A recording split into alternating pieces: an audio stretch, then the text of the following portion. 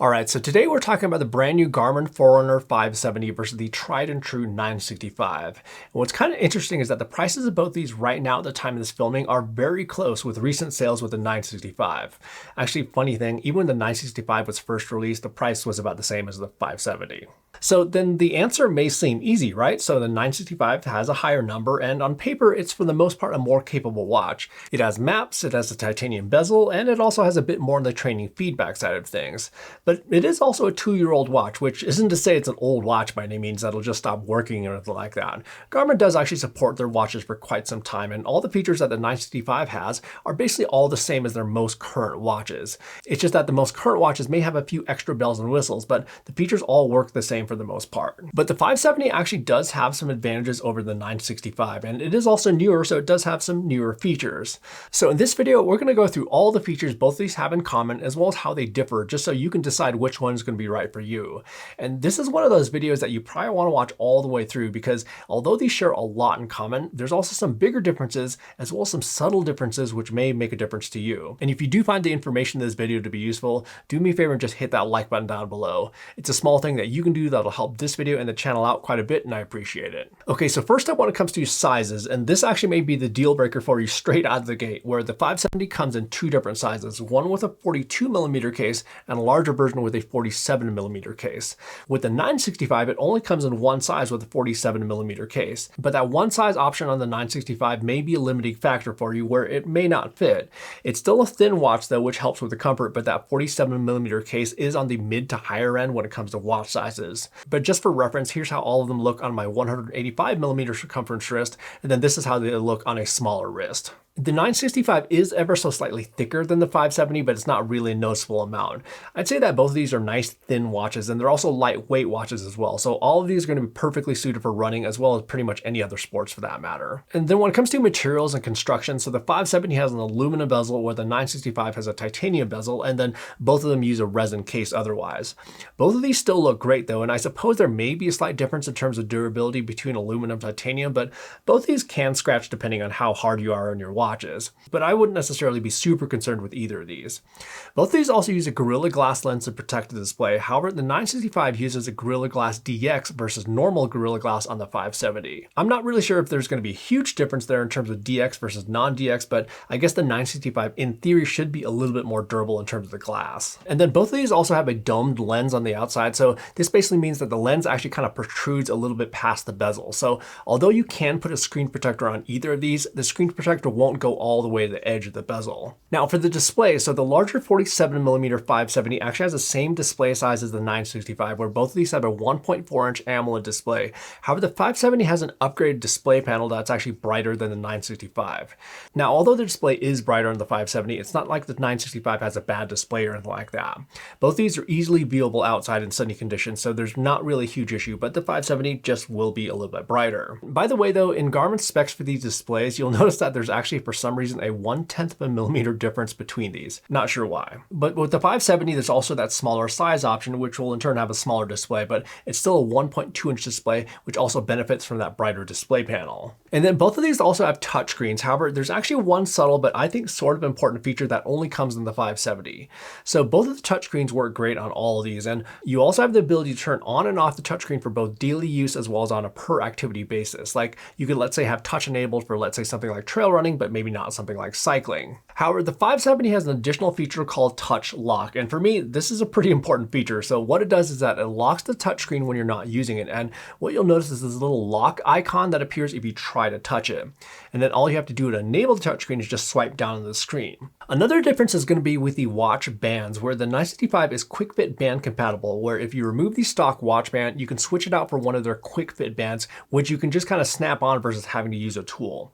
Now the 570 uses industry standard bands, which you can also switch out really easily. And basically the difference here is that the Garmin Quick Fit bands are pretty nice and all, and probably a little bit more premium, but since the 570 does use industry standard bands, there's arguably way more third-party options though with the industry standard bands versus Quick Fit bands. Now, one of the biggest differences between the 570 and the 965 is that the 570 has a built-in speaker and microphone, and this extends the smartwatch capabilities of this watch, where you'll be able to take calls on the watch itself as long as your phone is in Bluetooth range. And then in addition, you'll also be able to access the voice assistant of your choice, like let's say Siri or Google Assistant, again, if your phone is in Bluetooth range.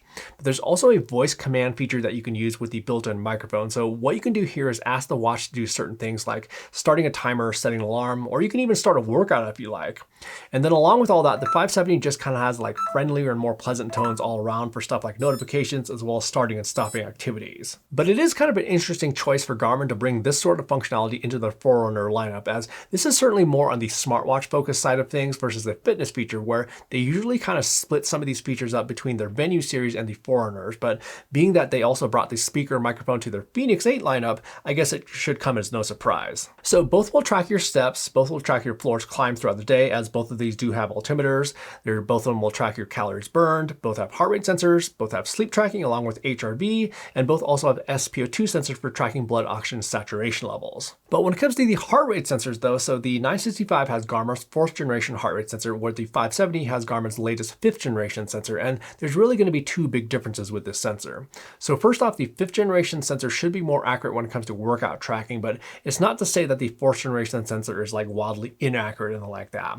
Both do a pretty decent job overall, but it's just more with like challenging workouts like high intensity interval training as well as weight training, where I found the 5th generation sensor to do better. So for instance, on this indoor cycling session here, so this is just kind of like an easy Z2 session, but as you can see, both the 965 and the 570 were nearly perfect for the entire ride.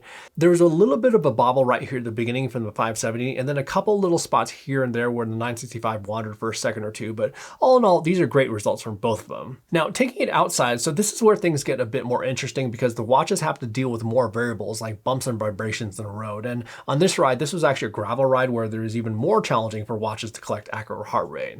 And while for the majority of the ride, both watches did an okay job, there were also spots from both watches where they wandered a bit, but did get back on track. Like here, the 570 lost it for a bit, and then like here, the 965 read high, and there were actually quite a few spots in the tail end of the ride where the 570 had some shakiness. And then interestingly, at the end of the ride, both watches read high. Now with high intensity interval training, I think this actually shows a clearer picture of how these sensors react, and this is specifically a ski erg workout. So it took the 965 a little bit longer to start to track the increase in heart rate as I warmed up, but after that, both were tracking great. For the interval portion of the workout though, so for the first interval, both of them did okay, but interestingly, the 570 didn't quite get the peak. On the second interval, the 965 read high, the third, the 965 had a drop, and then on the fourth, both actually had some issues, but then on the fifth, the 965 had more issues. And that's basically what I found, is that both of these two sensors do a pretty decent job with stuff like steady state and more cardio-based activities, but it's just more stuff like weight training and high intensity interval training where the 5th generation sensor may do better. Now, one thing I want to note about comparing heart rate accuracy from one wrist to the other though is that accuracy actually may differ from one side to the other due to the fact that our nanobeats can actually be different on each wrist. So it's hard to perfectly test two watches at the same time on different wrists, but I think this still does a pretty okay job at representing the general results on either of these watches. But another difference here is that the 5th generation sensor also has a skin temperature sensor built in, and this can be utilized during sleep to track changes in skin temperature. However, something that's actually similar between these two is that neither of these have ECG capabilities, and this is rather fascinating considering that the 570 has their 5th generation sensor.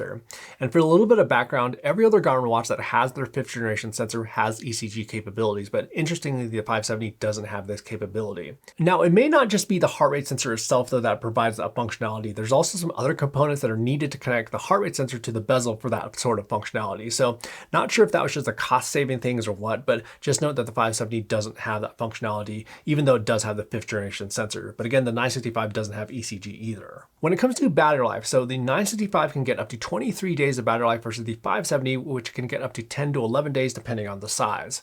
Now, those are estimates though when it comes to using these watches without using the always on display, where the display kind of turns off when you're not interacting with it, and then to wake it up, all you have to do is just turn your wrist or tap on the screen or press a button. But if you choose to use the always on display mode, so what this does is that the display will actually dim to a lower brightness when you're not interacting with it versus turning off completely. And this usually chops the battery life down to about a third or so. So think like 7 to 10 days on the 965, and then about 4 to 5 days on the 570. But battery life will depend on a lot of other factors though, like let's say your brightness level, how much you interact with the watch, as well as how many outdoor activities that you track. But speaking of outdoor activity tracking, so again, the 965 will get longer battery life here all around, but interestingly, the battery life numbers are actually the same between both sizes of the 570. And then both of these also have onboard storage for music for offline listening without having to bring your phone with you. So what you'll be able to do here is download music from streaming services like Spotify, Amazon Music, as well as a host of other providers. So you can listen to music on your ride or your run with a set of Bluetooth headphones without having to bring your phone with you. One kind of minor difference though here is that you can also listen to music with the 570 using its built-in speaker if you'd like. When it comes to the interface and the software, so these actually share the same overall theme for the most part, but the 570 does have a slightly refreshed theme over the 965, where most of the widgets actually look to be pretty much the same, but the biggest difference is really going to be with the sport profiles and app list, where the 965, when you press the start button, you'll be presented with a list of sport profiles with your favorite profiles up top, and then if you scroll down, you can see the rest of your profiles that you've chosen. And then below that, there's going to be other apps like, let's say, the Connect IQ store, as well as the Garmin Share functions. With the 570, so this is a bit more separated out, where it first has any pinned sport profile. So these take the favorite concept kind of a bit further by having up to 3 primary profiles up here. And then you can access the rest of your sport profiles here in the activities folder. And then below that, they have apps kind of separated out. So there's just a bit more organization with the 570 with this refreshed interface. And then both also have Garmin's morning report feature, where it can show you information that you likely want to see first thing in the morning, like let's say your sleep quality, your HRV status, recovery time, the weather, as well as any upcoming events. But the 570 also comes with a new feature they're calling Evening Report. So this is basically the night version of Morning Report, where it gives you a summary of your day, like let's say your workouts and your activities. Now, I don't have any information at this point if the Evening Report feature is going to be coming back to the 965 via a software update, but Morning Report actually did get updated to some previous Garmin watches after that feature came out. So it's not out of the question that the 965 may get Evening Report at some time, but there's no guarantees either. But I'll definitely keep you updated if I hear anything though, so make sure to subscribe to the channel for any updates I may hear on that front. And then when it comes to tracking outdoor activities, so both of these have dual band satellite chipsets, so there's really not going to be any meaningful difference in terms of accuracy between these two. Both are really solid here, and you'll be good to go with either of these. When it comes to sport profiles, so these actually share a lot of the same sport profiles without the core profiles, like let's say running, cycling, as well as swimming, both in the pool as well as open water.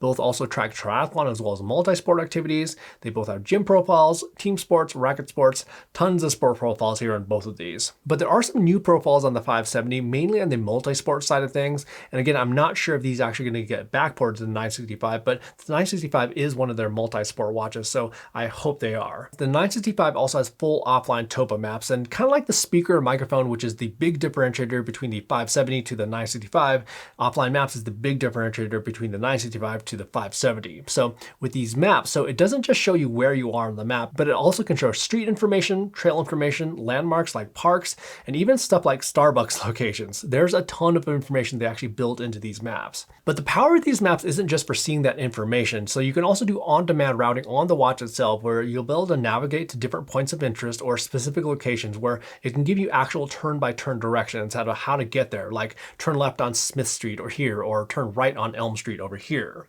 With the 570, so this has what they call breadcrumb style navigation, where it can show you a trail of where you've been on your activity, but it doesn't have that underlying map data like on the 965, which helps just basically give you a little bit more context of your location. And then you can also load in routes to the 570 for navigation, but it doesn't have the information needed on the watch itself to give those more specific instructions, like let's say turn on Smith Street. It just says like turn right here. And there also won't be any on-demand routing in the 570, again, just due to the fact that it doesn't have that underlying map data needed for that functionality, but you do actually have the ability to navigate using a back to start feature, where it can guide you along the path that you took on your activity to get you back to your start location. Oh, and then one more thing with the maps is that the 965 also has ski map information with actual ski runs and chairlift information. Oh, and by the way, the 965 has 32 gigabytes of storage for both maps as well as music, versus the 570s, which have 8 gigabytes of storage just for music. And then both also have Garmin's Pace Pro feature. So what you can do here is you can set up a specific pacing strategy for your run, where it can give you guidance on hitting splits, whether that's going to be negative, positive, or keeping consistent splits during your run. However, there's also some subtle but maybe not so subtle features that only come in the 965, such as Strava live segments, as well as their power guide feature. So